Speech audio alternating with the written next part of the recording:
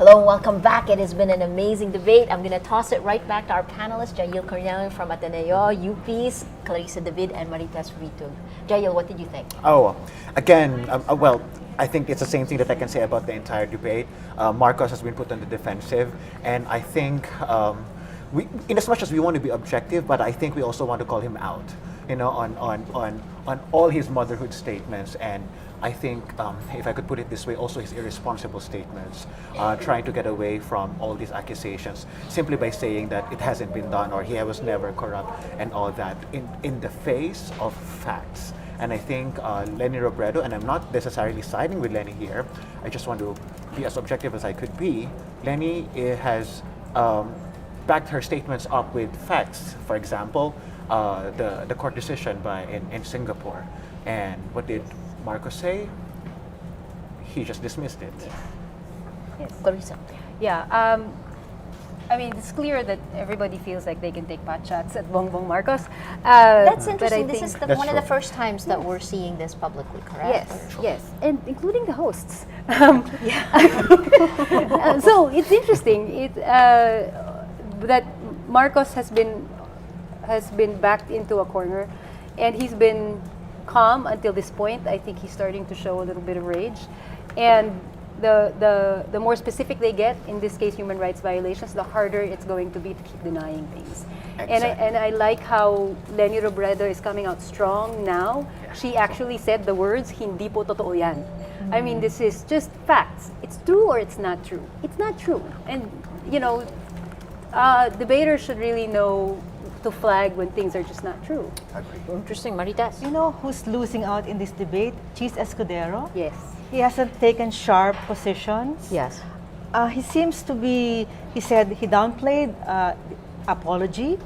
He said you don't need, if you apologize, the thing is still broken. So he seems to be playing a game. sides. Yeah, so I cannot see him stand out in this debate. I have a question though. I don't know if, will Bongbong be seen as an underdog here? He's been getting all the hits. So in your Voters for the Poor study, will they empathize with somebody who's been, pummeled all around? No, that's a very good question. Well, my statements would be backed up by facts, Yes. but people who are supportive of Marcos, I think, are generally supportive of him to begin with.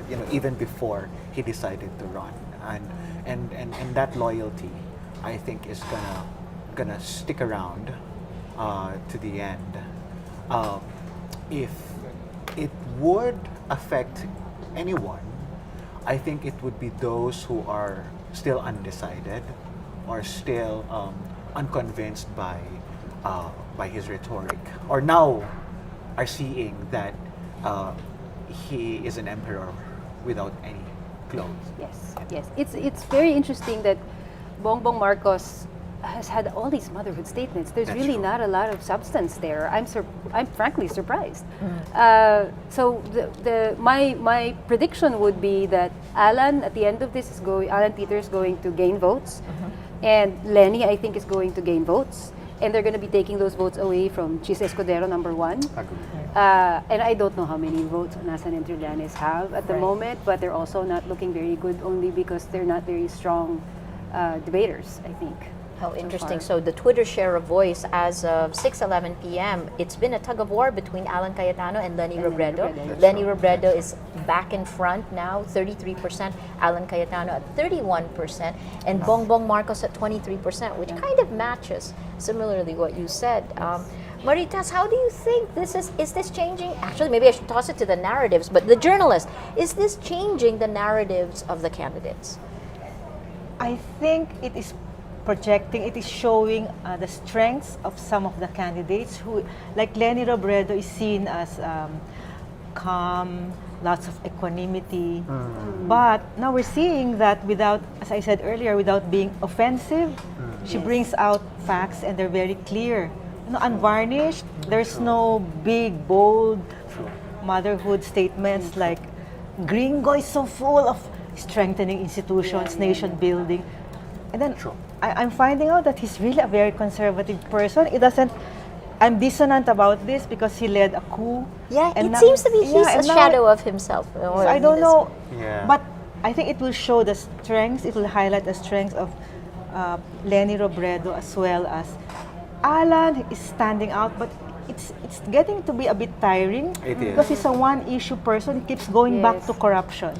Even Yes. human rights abuses go back Yes. to corruption Corruption and crime. and crime. Which is actually They're he's one on issue, message yes. for Or maybe they're that's a an one-issue advantage. Very campaign. much on Yeah. message. That's Jael, true. do you agree with Clarissa's assessment of who's doing well in this and where the votes are going to go? No, I certainly agree with you, but as I Okay, we're back. Okay. We're going back. Yes. We'll switch right back.